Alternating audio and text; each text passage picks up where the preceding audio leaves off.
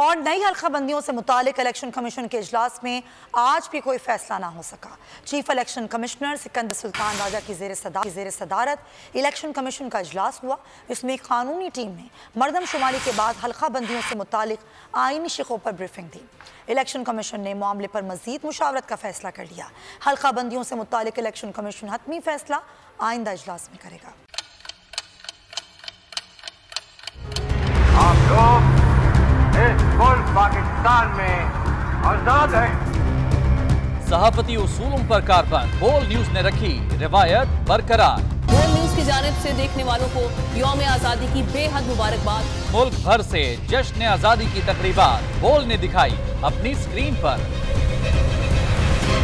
पाकिस्तान के 76वें यौम आजादी का जश्न बोल ने सुनाई पाकिस्तान जिंदाबाद के नारों की गूंज।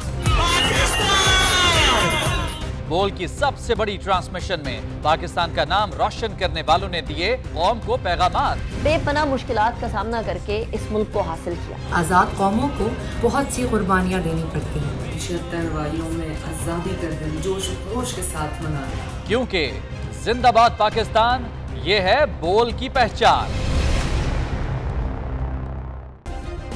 सब्सक्राइब करें और बेल दबाएं ताकि कोई खबर रह न जाए।